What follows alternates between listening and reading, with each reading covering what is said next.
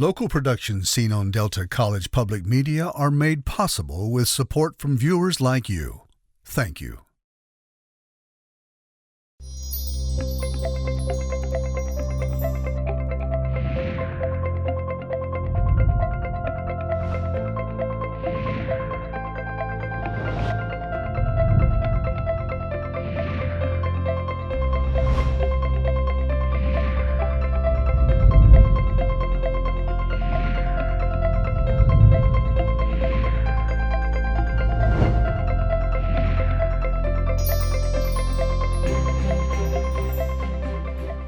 Hello, everyone. Welcome to Junia Doan's Spark. I'm Junia Doan, and thank you for joining. My guest today is renowned architect Frederick Bland, partner emeritus at Beyer Blinder Bell, known for his work on landmark preservation and contemporary design. Welcome, Fred. So you have 2 degrees from Yale, one in architecture. What drew you to apply and go to that school Aha. or that field even? The field. Well, I wanted to be an architect since I was about 8 or 9 years old. My mother and father tell me. There are no architects in my family, all lawyers and doctors. But somehow I carved this out. And believe it or not, I started working in an architect's office when I was in high school. I was about 15. And I worked there after school and then in the summer. And working with some of the young guys in that office, all said, "Oh, Yale's the place to be. Yale's the place to go." So I was all prepared to go to the University of Texas. I grew up in Houston, but just gave it a shot to try to get to be accepted at Yale, and I was shocked that I was, and that was the first big why in my road of life. I think was coming up to New Haven to school, and then ultimately staying in the East rather than going back to Texas, which was pretty much my plan if I had a plan. So at Yale, you had plenty of competition, and at some point, you were quoted as saying that if you could survive there and the piranhas, the well-known now architects, living and competing in New York was much easier. So, what did you have to learn at Yale to be successful there? Well, first of all, Yale. Uh, when I got to Yale, I found out the hard way. Maybe they had eliminated the architecture major, which is why I went there. And so that all of a sudden was a bit of a little crisis. But studying for 4 years as a liberal arts major and finding history of art and particularly architecture um, uh, as a major that I was very happy to be in. So that first 4 years was not a professional degree. It was a wonderful, fabulous, best in the country, I think, undergraduate education in the liberal arts. And then after that, uh, and it was immediately after that, with no time off. Vietnam was calling if I took time off. Um, I just applied to architecture schools and decided to stay at Yale. And I wanted to study with Paul Rudolph, the great brutalist, but he had already announced he was leaving Yale and moving to New York. So that changed a bit of my course as well. But Yale was fundamental in many ways to forming, I think, who I am as a reasonably educated man. I might not have been so well educated, I think, if I'd gone to school at a public university and just went straight into architecture. It would have been a faster 5-year program, but this was a better, longer, and more expensive way to go about getting an education. I'd be interested in what you had to study then to be successful or knowledgeable at least, because now they have CAD CAM and the importance of drawing in perspective has changed, has been liberated. Or do you Uh, prefer the old way? well, it's not just that I prefer it, it's the only way for me.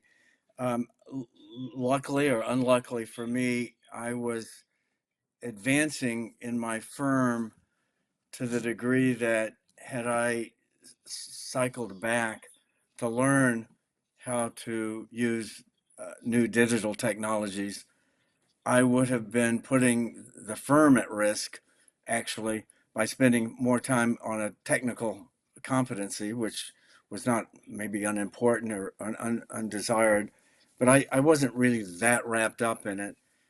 But I was helping to grow and build the firm, and that meant being out in the world and getting jobs and seeing people and talking and giving lectures and that sort of thing. And so, but I love to draw. I sketch all the time. I have hundreds of thousands, maybe sketches and paintings. I paint up in Michigan when I'm there in the summer.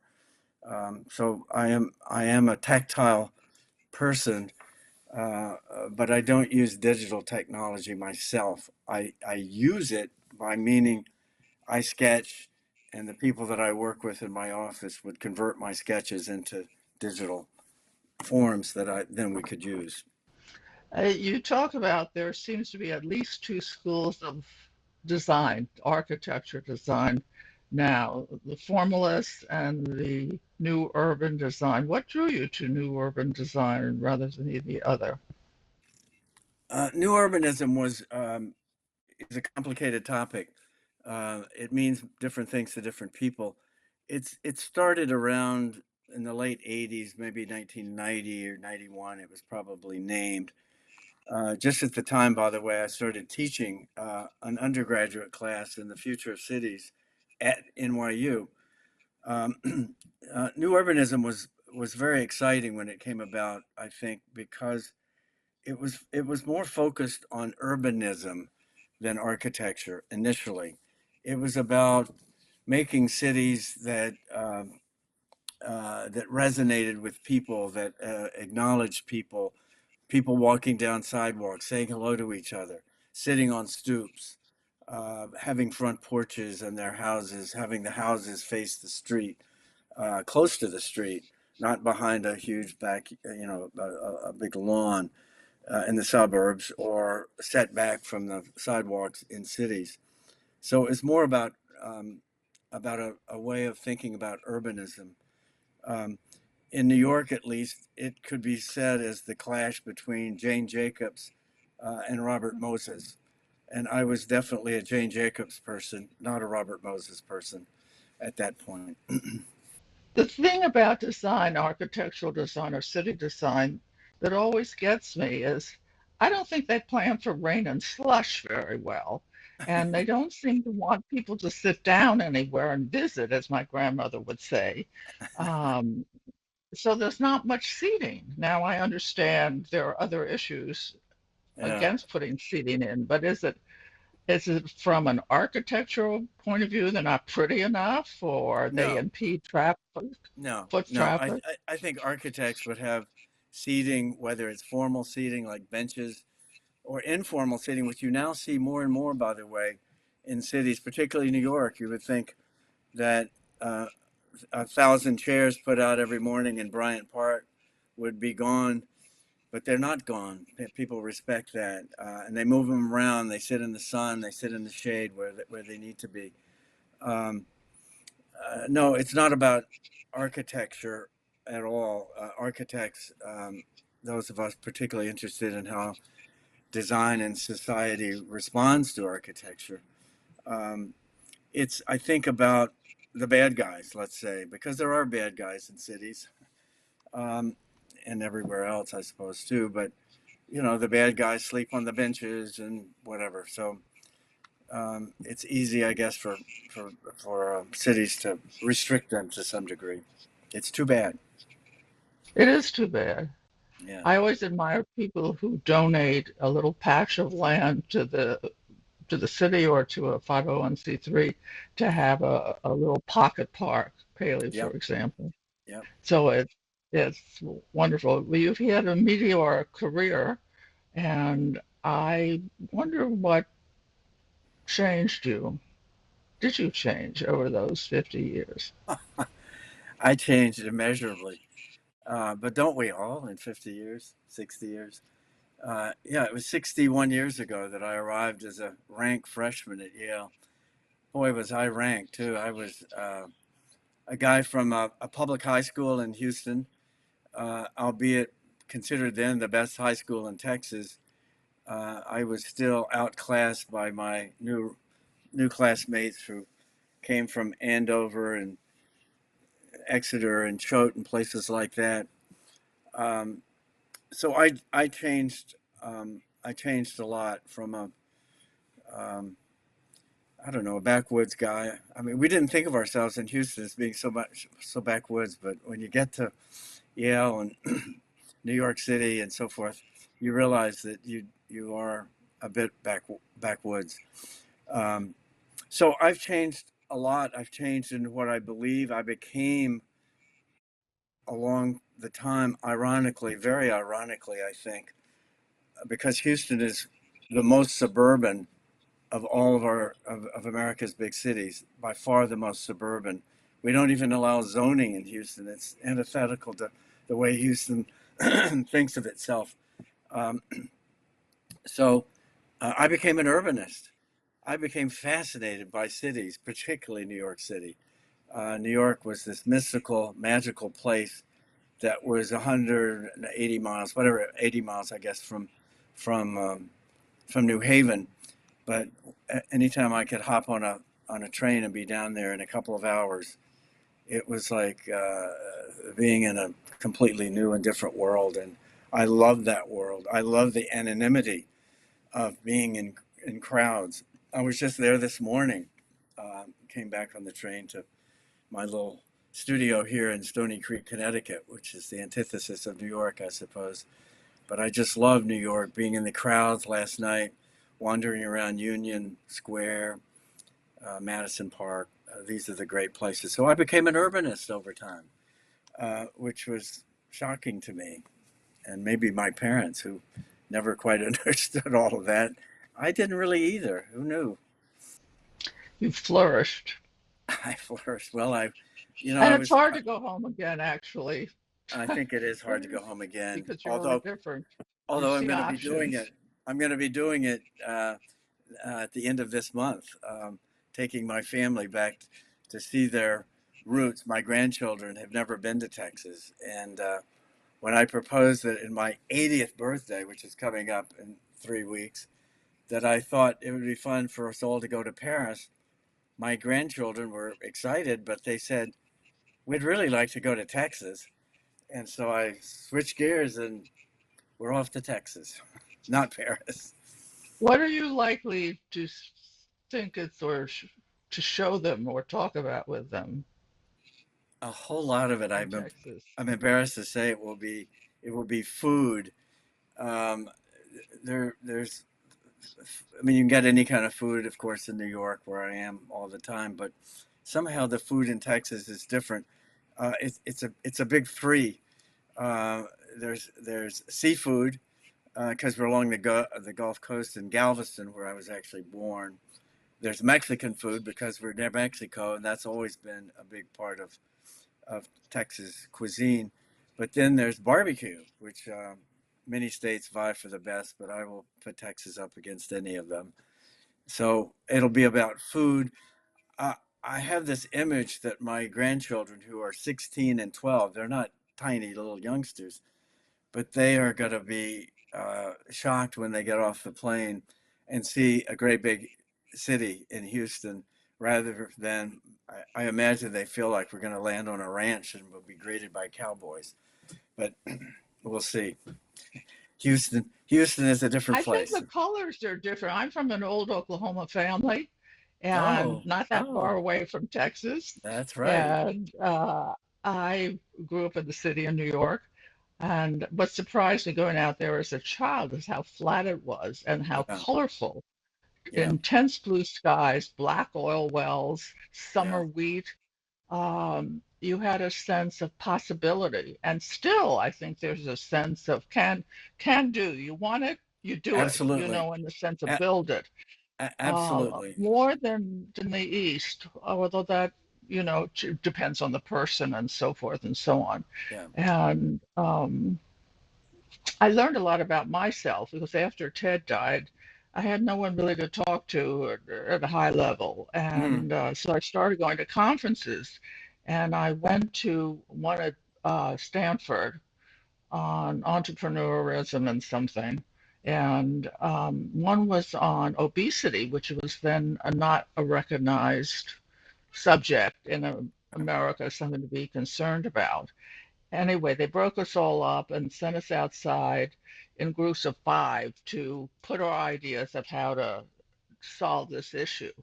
And I was the last to say, but every one of, there was an Indian, there was a Spanish speaking person, there was a couple of nondescripts like me. All the other four said the government should or the government must. Um, and I look at them and my turn came. I said, I never think about the government. Right. I think if we want to do it, who can do it? Is the idea worth trying, et cetera, and generate a group or a project. And I think that comes out of the Oklahoma experience and for sure the Texas experience. I went once to Texas with my late husband, and we went to the country club there. And I walked in, and I said, "Oh, I'd really like blah blah blah." And the guy says to me, "You want it? You got it." And I just love that. So, it's all talk, but I just love that immediacy of taking on responsibility. Well, So I that was think a little that's, bit of a deviation there, but yeah, I think that you bring, when I was thinking of what would be interesting to talk about, I I kept going back to a subject about your personality and the people you have to work with or for. And so would you say a little bit about when you first pitch a client, and then if they choose you, what happens and how you negotiate that uh, their involvement, their not involvement, what kind of personalities work best with others? Anything you've learned or can say about that? sure. Well, I think you're hitting on a very interesting topic. Um, Architecture is at its best and really at its core is about people. It's about providing habitat for people and their activities, whether it's living like in a house or an apartment, or any other aspect of their daily lives, either individually or communally. Um, so architecture is about people, and when you pitch a client, when you have interviews and you win some and you lose more than you win, frankly, and you have to get over that. If you can't get over that, you're going to be a very sad architect. You have to get up and pitch and keep going when you lose the jobs you really want, particularly. But the best jobs I think that I've had are those where you click with the client. There's a common feeling of purpose and even of spirit, perhaps. And and so it's been said so many times, but it's so true that without a good client, uh, there's not going to be a good or a great outcome. There just isn't. So the client is really involved, at least in my way of looking at architecture. Some of the great heroes of the past, maybe that wasn't so true. We don't live in that past anymore. We don't have, I would say, heroes like that. And I would say, although those heroes have been some of the foundation of what we think of as architecture the last 100 or 200 years in the world, but yet it's moved on. Life is more complicated now. It's hard to be a hero architect like that, like a Frank Lloyd Wright, say, and he was a hero. And he, of course, had strong relationships with many of his clients. But others, I think, haven't. But today, it's more of a group effort. It's a group effort, even on my part. I have a team that I work with. It's not just me at all. It's working with a team of architects that I have worked with for years and years.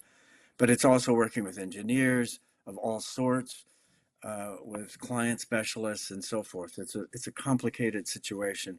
But if the client doesn't actively involve themselves in it, it becomes your project for them rather than their project ultimately, which they live in, they inhabit, they own long after you leave. And if you haven't somehow made it their project, I think it seems to be a failure.